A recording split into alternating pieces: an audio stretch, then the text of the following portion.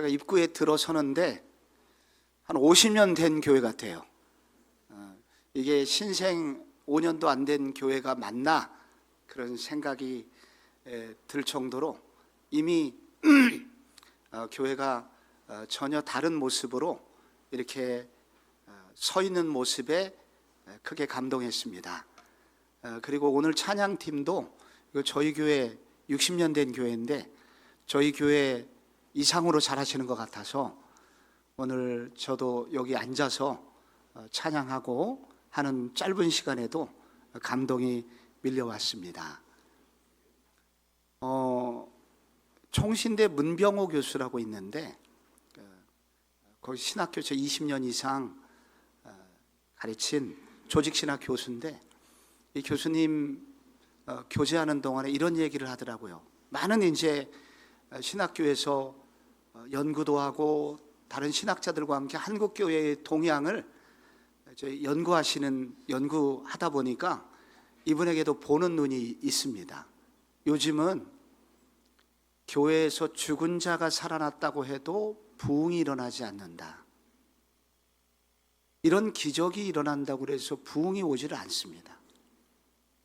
오직 하나님의 말씀을 전하는 곳과 하나님의 말씀대로 살고자 하는 성도가 있을 때만 부흥한다. 아무리 뭐가 치유가 됐습니다. 우리가 이번에 어떤 면에서 대박을 맞았습니다. 예수 믿으면 이렇게 됩니다. 다 지금은 소용없습니다. 그래서 정말 이번 주제가 탁월한 거예요. 너는 복이 될지라 하는 이 주제는 아무 교회나 나오는 것은 아닙니다. 이 방향은 한국 교회의 흐름을 정확히 진단한 결과이고 혹은 그런 생각을 깊이 안 했지만은 그런 소망을 가지고 했는데 그 흐름에 맞춰졌든지 이게 굉장히 중요한 주제입니다. 그래서 내가 무슨 복을 받는 것도 중요하지만 어떻게 삶의 현장에서 복이 될 거냐, 내가 받은 은혜를 어떻게 삶의 현장에서 살아낼 것이냐, 그래서 누군가의 복이 될 것이냐 하는 부분은 정말 한국교회 모두가 따라가야 되는 키워드입니다. 우리는 성공해야 하나님께 영광 돌린다고 생각하는 경향이 있습니다. 하나님, 이번에 제가 좋은 대학 가가지고 하나님께 간증으로 영광 돌리고, 이번에 제가 하나님께서 은혜 주시면 이번에 주식 많이 벌어가지고 그렇게 간증하면서 하나님께 영광 돌리겠습니다 라고 생각할 수 있지만, 물론 그것도 다 틀린 얘기는 아니지만은 성경에는 하나님이 그런 식으로 하나님의 복이 흘러가지를 않고 오히려 연약한데, 자기가 좀 힘든데 그가 받은 말씀 때문에, 그의 신실한 삶의 태도 때문에 그를 통해서, 그런 삶의 태도를 통해서 복음이 전해지고 누군가에게 축복이 흘러간다는 것을 성경 전체가 말해주고 있습니다.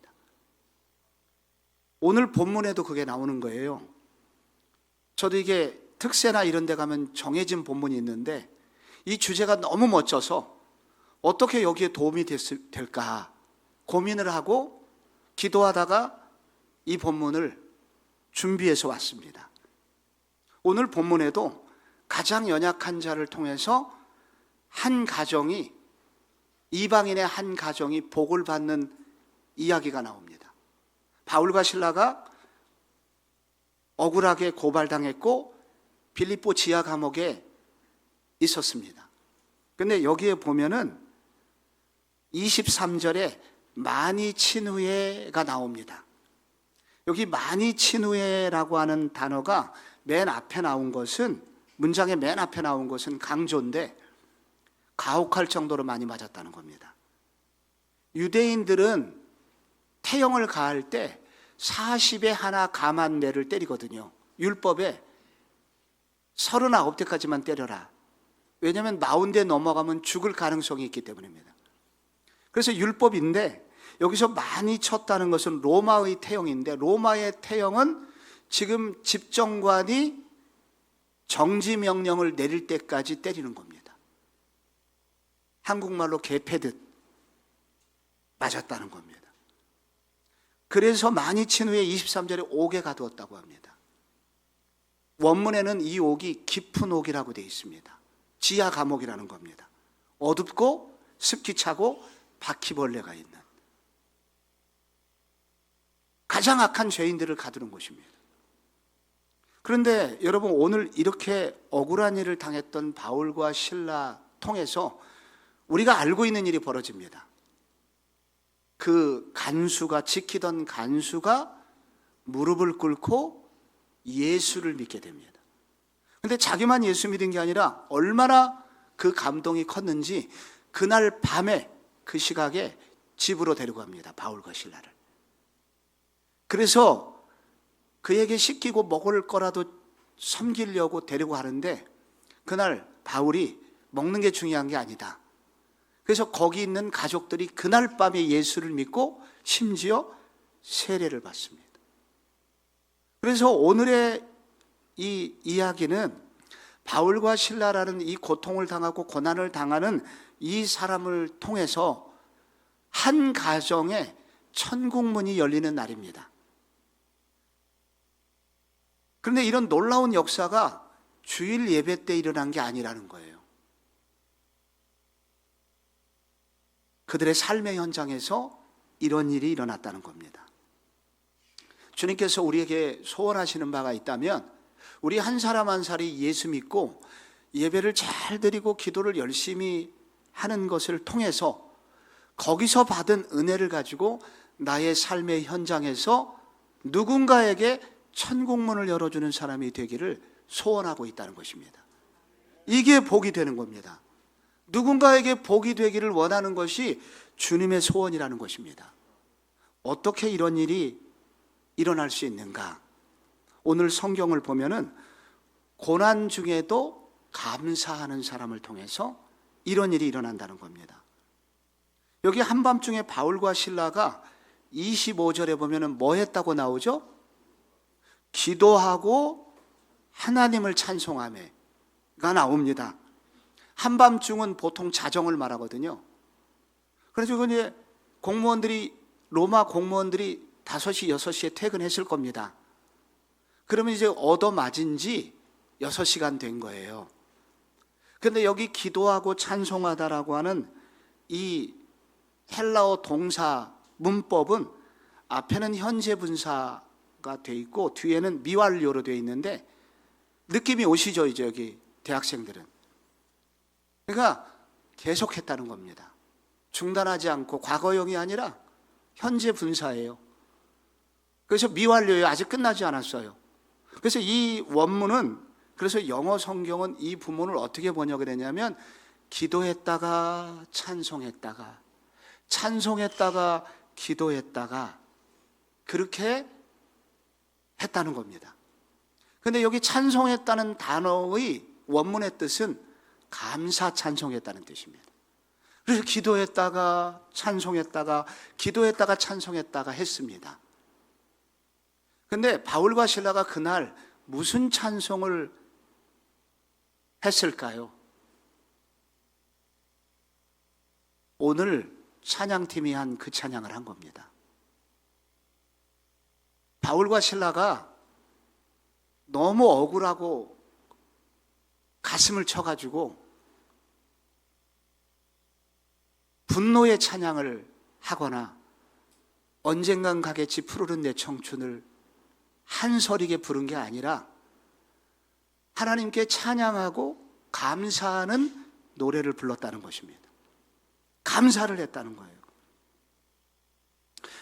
이게 굉장히 놀라운 일이었습니다. 그래서 무슨 일이 벌어지냐면은 그 26절, 25절을 잘 읽어보면 죄수들이 듣더라 라는 단어가 나옵니다. 일반적으로 듣더라, 그냥 듣는 거를 아쿠오라는 헬라어가 있어요. 근데 이 단어는 신앙송을 듣다는, 그렇게 들을 때 쓰는 동사입니다. 죄수들이 들었는데 그냥 들은 게 아니라 감정이입이 돼서 들은 겁니다. 감동해서 들은 겁니다. 여러분, 여기 지하 감옥은 최악의 죄수들이 몰려 있는 곳입니다. 그럼 분노가 일어나요. 누가 기도하거나 노래를 부르면은 여러분, 거기서 지하 감옥, 그 당시에 여러분 1세기에 무슨 방음이 돼 있겠습니까?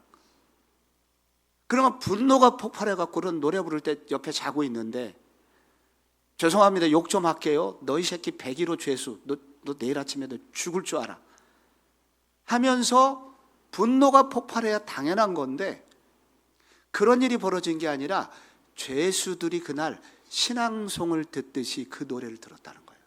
감동을 했다는 거예요. 왜 그렇겠습니까? 왜 저 사람이 왜 들어왔는지 이미 다 들었거든요. 억울하게 들어온 거예요. 다른 사람 귀신 들린 여종 고쳐줘가지고 그 대가로 억울하게 들어왔는데, 억울하게 매 맞고 들어왔는데, 저 정도 되면은 씩씩거리고 벽을 찍고 난동을 부려도 모자랄 판인데, 놀랍게 이 사람들은 감사의 노래를 부르고 있었습니다. 그래서 이 죄수들이 충격을 받은 겁니다. 그래서 죄수들이 듣더라 라는 특별한 단어를 쓴 거예요. 그때 지진이 일어나죠. 하나님의 임재가 내려온 것입니다. 기적이 일어나게 되죠. 우리가 보통 세 종류의 감사를 말하잖아요. 그래서 감사. 하나님이 이번에 좋은 결과를 주셨어요. 그래서 감사합니다. 교회 보통 감사헌금 봉투가 그래서 감사입니다. 그런데 또 가끔 그러면 감사가 있습니다. 주님이 올해 이렇게 해주시면 제가 감사하겠습니다.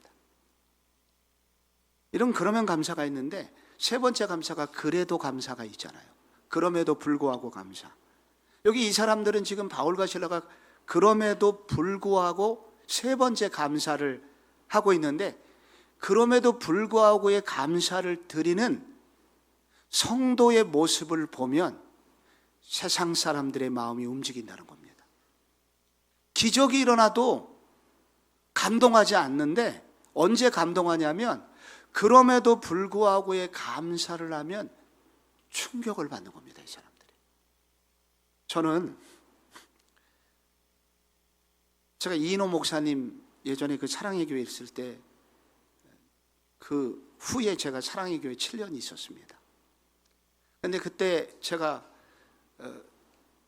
어느 수요일이었는데 너무 귀한 자매, 유럽에서 오신 자매를 이렇게 초청해서 모실 수 있는 기회가 있었습니다. 너무 귀했습니다. 잊혀지지가 않아요. 여러분도 아시는 자매일 겁니다.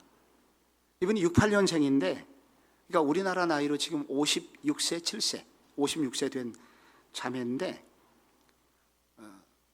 독실한 기독교인 부모 밑에서 태어났습니다.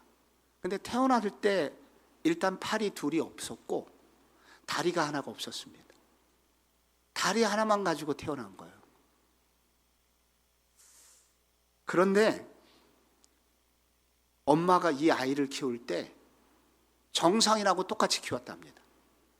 마치 정상인처럼 똑같이 밥 먹고 똑같이 공부하고 나중에 똑같이 운전하고 이렇게 똑같이 가르쳤는데, 그래서 이 아이는 이 발가락 하나를 가지고 수저를 들고, 발가락 하나 남은 거를 가지고 수영을 하고, 발가락 하나를 가지고 운전을 합니다. 이 사람은 어렸을 때부터 이게 숙달이 돼갖고 너무 잘하는데, 이분이 찬양을 잘합니다. 레나 마리아라고 들어봤을 겁니다. 저는 정말 운 좋게 이분을 직접 보게 된 거예요. 그냥 유튜브로도 요즘 나오거든요, 여전히. 근데 이 자매를 직접 보고 이렇게 안내도 해야 되고, 그래서 그 자매가 하는 거를 옆에서 좀 듣고, 그리고 그날 제가 예배 시간에 충격을 받았습니다. 하나님께 영광을 부르는 거예요. 하나님께 영광을. 소름이 제게 느껴졌습니다. 아니, 그 구절에 그 하나님께 영광, 하나님께 영광, 날 사랑하신 주, 다 울고 있습니다. 이 사람이 이런 노래 부를 사람이 아니잖아요. 그런데 그런 분이 와갖고 하나님이 그렇게 날 사랑하셨다고 그러니까 여기 소위 말하는 비장애인들이 다 울게 됩니다. 왜 이렇게 컸는지 보니까 어머니 때문이었더라고요. 엄마가 남편이 이렇게 태어났으니까 아내가 이제 아이 낳은 엄마가 충격을 받을까 한 달 동안 안 보여줬답니다. 한 달 만에 딸을 봤습니다. 근데 이 엄마가 딸을 보자마자 했던 첫 말이 뭐냐면 You are so special. 야, 넌 정말 너무 특이하게 특별하게 태어났구나. 우리는 이렇게 보통 사람으로 태어났는데 너는 너무 스페셜하게 태어났구나. 하나님이 너를 통해서 무슨 일을 하실까? 이 말도 안 되는 관점을 이 엄마가 갖게 된 거예요. 그래서 정상인하고 똑같이 키웠답니다. 결국 이 자매가 이 어머니의 영감을 받아가지고 얼굴에 구금살이라고는 조금도 없어요. 얼굴 전체가 복덩어리입니다. 정말 보면 기분이 좋아져요. 여러분, 보기만 해도 기분이 좋아지는 사람이 있잖아요. 보기만 해도 기분이 좋아져요. 기적은 언제 일어나냐면 하나님께서 내게 안 주신 것 때문에 분노하거나 불평하는 게 아니라 안 주셨음에도 불구하고 하나님의 더 크신 계획을 믿고 감사하고 안 주신다 하더라도 하나님이 나와 함께 하시는 것 때문에 감사할 수 있는 사람. 그래서 그의 입에 믿음으로 감사를 선포하는 사람을 통해서 하나님께서는 그런 사람을 볼 때 사람들이 움직이게 되고 그를 통하여 하나님의 복이 흘러들어가도록 하나님이 오늘도 역사하신다는 겁니다. 그래서 여러분, 오늘 1년을 시작하면서 안 주신 것 때문에 분노하지 말고 하나님이 지금까지 주신 것 때문에 감사하고 그리고 주실 것 인해서 감사하고 남아있는 것으로 감사하고, 그래서 여러분이 오늘 무엇을 통해서 나는 하나님께 감사할까? 그렇게 하실 때 하나님은 여러분들을 복이 되게 하십니다. 여기 바울과 실라가 하나 더 잘한 게 있습니다. 여러분, 자다가 보니까 깨어보니까 이 간수가 보니까 옥문이 열리게 된 거예요. 지금 지진이 일어났잖아요. 찬송하던 중에 지진이 일어나서 옥문이 열렸는데 그는 죄수들이 도망간 줄 알고 칼을 빼어서 자결을 하려고 했습니다.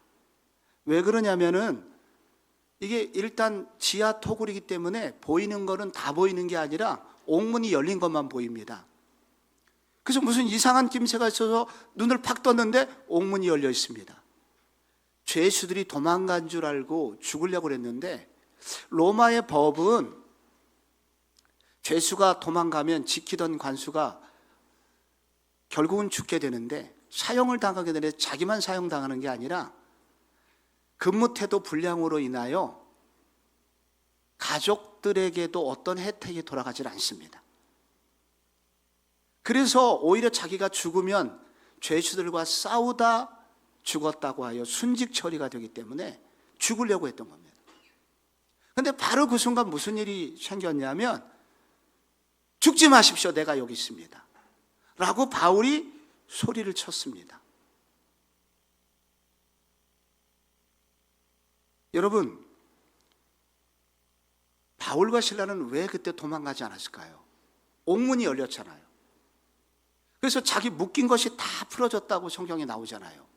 그래서 수갑이 풀리고 그리고 발에 있었던 착고가 풀리고 다 풀렸습니다. 그럼 나가면 되는데 바울과 실라는 나가지 않고 거기서 잠깐만요, 우리 여기 있습니다 라고 외치고 있습니다. 이게 무슨 말일까요? 바울은 자기가 받은 축복 때문에 다른 사람이 위기에 빠질 수 있다는 것을 생각한 겁니다.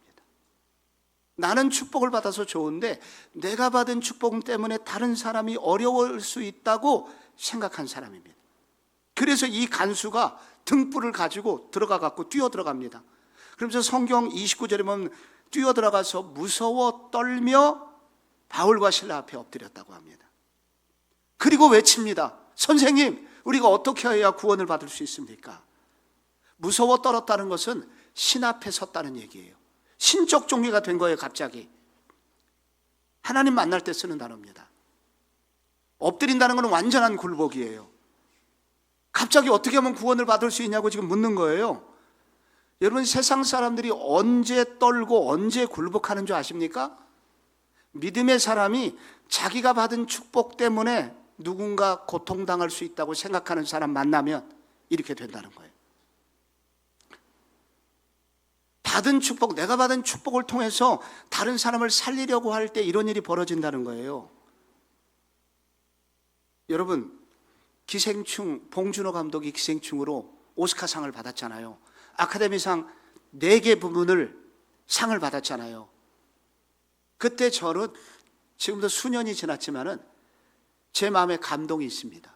봉준호 감독이 이 수상송암 말하려고 할 때 갑자기 수상 감독상, 최우수 감독상 받았을 때 갑자기 수상 감사하다는 얘기를 간단하게 하고 갑자기 중단을 하고 이런 얘기를 했습니다.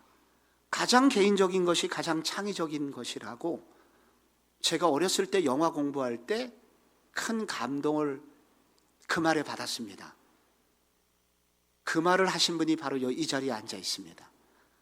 마틴 스콜세지라는 감독인데, 그 감독은 그날 같은 후보 10개 부분 후보를 냈는데 상을 하나도 못 받았습니다. 그런데 그 마틴 감독의 영화를 제가 공부를 하면서 공부했던 제가 오늘 같이 후보에 오른 것만도 감사한데, 영광인데 이런 상을 받을 줄은 몰랐습니다. 그 순간 그 마틴 감독의 눈에서 눈물이 떨어졌습니다. 그거를 바라보던 소위 잘 나가는 할리우드 스타들이 봉준호 때문에 큰 감동을 받았고, 다음날 딸이 신문에 특별 인터뷰를 했습니다. 내가 아버지 상 받은 것보다 더 좋은 봉 감독이 상 받아서 너무 좋다. 저런 사람이 감독이 돼서 너무 좋다. 동양인에 대한 인식을 바꿔놓는 사건이었습니다. 저는 이런 사람이 정말 이런 태도가 너무 감동이 됐습니다. 내가 오늘 상 받아서 좋습니다. 기쁩니다. 상 받은 그 순간 내가 상 받았기 때문에 상을 못 받은 누군가를 생각할 수 있는 사람, 이게 바로 성경의 사람이라는 겁니다. 여러분, 국민타자 이승엽이라고 알아요? 우리나라 홈런왕 기록을 갖고 있습니다. 제가 이승엽을 좋아하게 된 이유가 이승엽이 홈런을 치고 매우 빠르게 달립니다. 기자가 묻습니다. 왜 그렇게 빨리 달립니까? 달리기 선수도 아닌데. 저한테 홈런 맞은 투수한테 미안해서. 나는 홈런을 쳐서 좋지만 나한테 홈런을 맞은 저 투수한테 미안하잖아요. 그래서 그 미안하지 않기 위해서 제가 빨리 돌아왔다는 겁니다. 여러분, 요즘 대학 합격자 발표 날입니다. 발표가 이어지고 있어요. 저희 교회도 잘 됐다는 애들이 있습니다. 그런데 여러분, 합격을 하는 것이 너무 감사하죠. 너무 좋은 일이죠. 즐거워야 마땅합니다. 그런데 그걸로 끝나지 않고 내가 합격한 것 때문에 누군가 불합격한 사람이 있겠구나. 만약에 생각하는 학생이 있다면 그런 사람을 통해서 하나님의 축복이 흘러간다는 겁니다. 우리 중에 누군가 집 잘 사가지고 부동산 올해 대박을 쳐가지고 돈 많이 버신 분이 있을 수 있습니다. 그런데 내가 그 집 팔아서 나는 돈을 벌었지만은 나중에 집값 떨어져서 그 집을 산 사람이 얼마나 고통스러워할까를 생각할 수 있는 사람.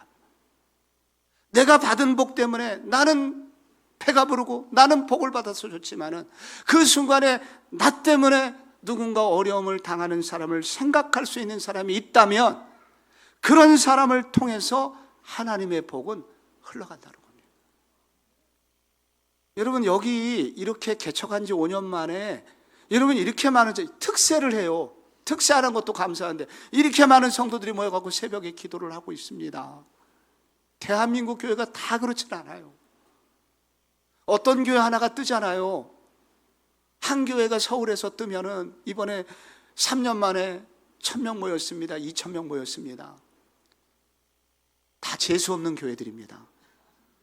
50명, 100명 모이는 교회들 수백 개가 무너진 거예요. 거기 청년들 다 진공청소기로 빨아들인 거예요. 그게 복이 아닙니다.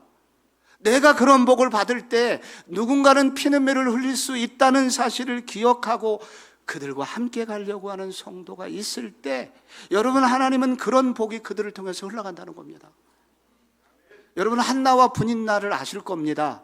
한나는 굉장히 존귀한 여자가 됐고 분인나는 나중에 저주받은 여자가 됐습니다.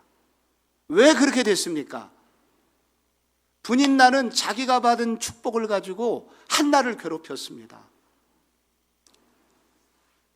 저 애도 못 낳는 저주받은 니은. 저런 사람은 지구상에서 꺼져야 돼. 이게 분인나의 태도였습니다. 그래서 하나님은 이런 사람에게 복을 주시질 않았습니다. 코로나 첫 해가 되었을 때 제일 어려운 분들이 자영업자들이었습니다. 정부에서 지원금을 주었습니다. 다 주지는 않고 상위 한 20%인가 빼고 대부분 주셨기 때문에 여기 계신 분도 아마 받았을 겁니다. 한 가정당 100만 원, 저도 받았습니다. 그때 제가 교인들한테 이런 생각이 들어서 여러분에게 광고를 하니 부담을 좀 가져달라고, 이 돈이 필요한 분은 잘 쓰시고, 여러분이 이 돈 받았지만은 이 정도 돈 받아도 가게에 큰 타격이 없다면 헌금을 좀 해주세요. 이건 우리 게 아닌 것 같습니다. 그래서 큰 봉투를 만들고 거기에 이웃사랑 나눔운동이라고 썼습니다. 메모할 칸도 남기고. 그래서 여러분이 우리 교회 앞에 여러분이 살고 있는 자영업자들 찾아가서 그 메모에다가 편지 써서 다 주고 오라고 부탁을 했습니다. 메모의 내용은, 표준 메모는 이겁니다. 선생님 얼마나 어려우세요? 선생님한테 갈 돈이 제게 왔네요. 적지만 월세 내는데 보태세요. 광화문 집회가 터졌습니다. 교회발 바이러스라고 난리가 났습니다. 교회 문은 닫혔고 다시 영상 예배를 또 드리게 됐는데 교회가 말 못할 비난을 받고 있었거든요. 옆에 있는 식당에 갔습니다. 예수 안 믿는 분입니다. 저한테 이러더라고요. 목사님 얼마나 어려우세요? 얼마나 억울하세요?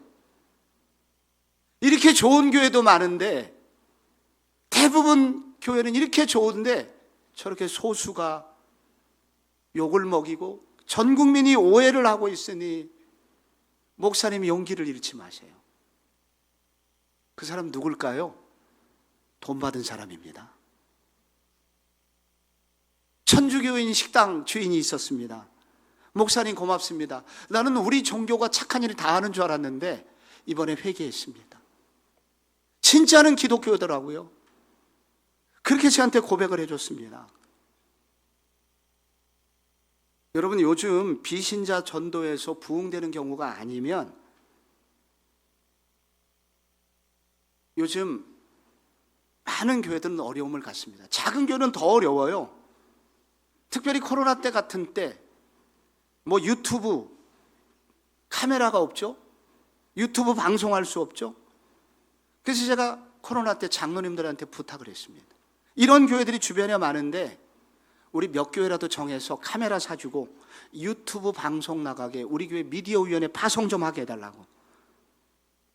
그래서 내가 조금 큰 교회 목사들하고 함께 협조를 받아서 제가 섬기고 있는 게 서울시 성북구인데 성북구 30개 교회 이렇게 도와드렸습니다.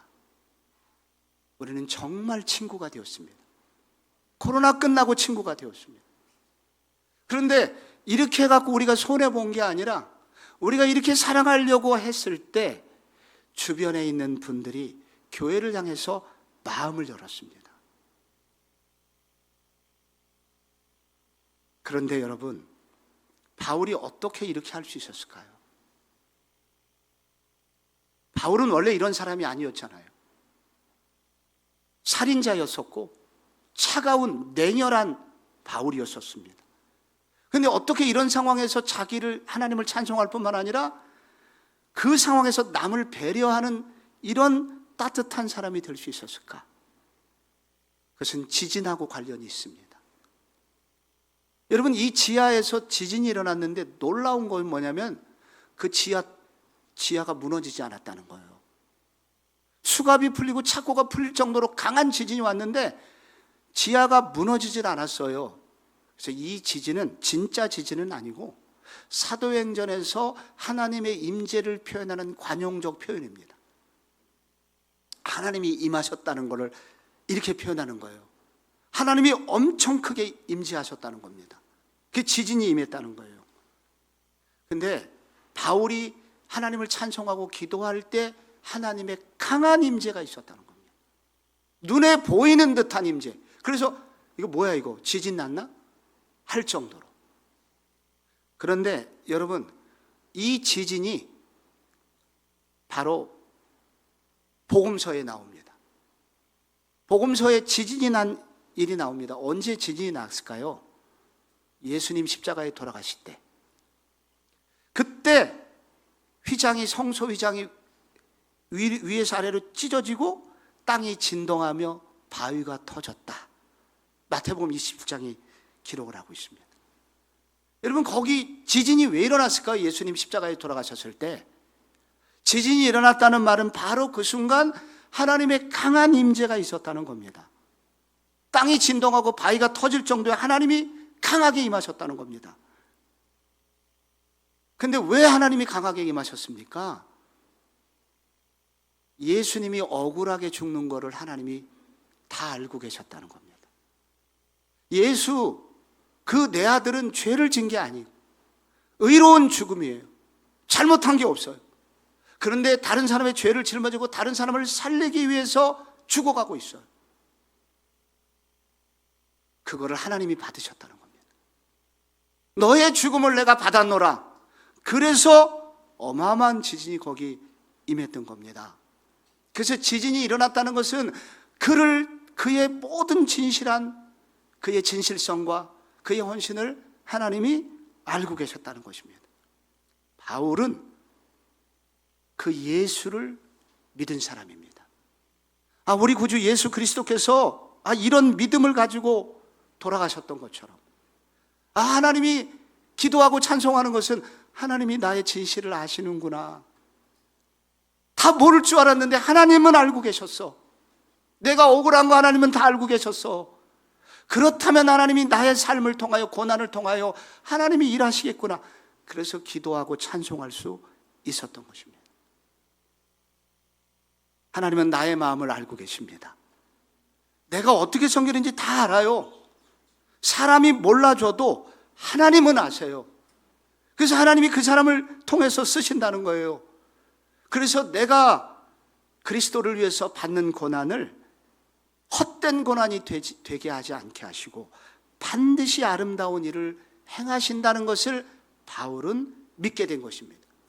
그래서 이런 경험을 통해서 그가 쓴 것이 로마서 8장이에요. 하나님을 사랑하는 자 곧 그의 뜻대로 부르심을 입은 자들에게는 모든 것이 합력하여 선을 이루느니라. 이것이 그의 고백이 된 것입니다. 우리도 비슷합니다. 이렇게 살아야 되는데 이런 사랑이 우리한테 없잖아요. 이렇게 살아야 되지만 우리가 이와 같은 믿음이 부족하잖아요. 그래서 우리에게 이렇게 사셨던 예수님이 우리에게 필요합니다. 이렇게 사셨던 예수님이 예수님의 십자가의 고난을 하나님이 외면하지 않으셨으며 지진으로 바위의 터트림으로 함께 하셨던 그 예수님, 그래서 그 믿음으로 십자가를 지셨던 예수님을 우리가 구주로 영접하고 그 예수님을 의지하여 기도할 때 우리도 이렇게 살아낼 수 있는 힘을 얻게 됩니다. 너는 복이 될지라. 여러분이 복덩어리가 되어서 여러분 주변에 복을 받길 바랍니다. 여러분 때문에 누군가의 한 가정이, 한 기업이 이렇게 천국 문이 열리는 역사가 있기를 바랍니다. 여러분의 삶의 현장에서 여러분이 이런 복덩어리가 되어야 됩니다. 그래서 특세가 필요한 겁니다. 왜냐하면 나한테는 이런 믿음이 없기 때문에, 나한테는 아직 이런 바울이 가지고 있는 믿음이 아직은 부족하기 때문에, 그래서 1년을 시간을 정해놓고 이런 믿음을 달라고 기도하는 것입니다. 사랑하는 더드림교회 성도 여러분, 이 특세의 기간에 여러분이 이런 주님을 더 깊이 만나고 나의 모든 억울함을 아시고 나의 처지를 아시는 하나님을 더 깊이 만나고 여러분 속에 믿음이 굳건해지는 시간이 되기를 축복합니다. 이번 특세에 복이 되고 싶습니다. 그러려면 내가 복을 뭔지 알아야 되잖아요. 내 내면이 복덩어리가 되어야 하잖아요. 주님, 제 마음이 천국이 되게 하여 주시옵소서. 제게 이런 복을 허락하여 주시옵소서. 이 기도가 여러분의 기도가 되고 주님이 반드시 응답하시고 1년 동안 이런 축복, 여러분 떠나지 않는 은혜가 있을 줄로 믿습니다. 기도하겠습니다.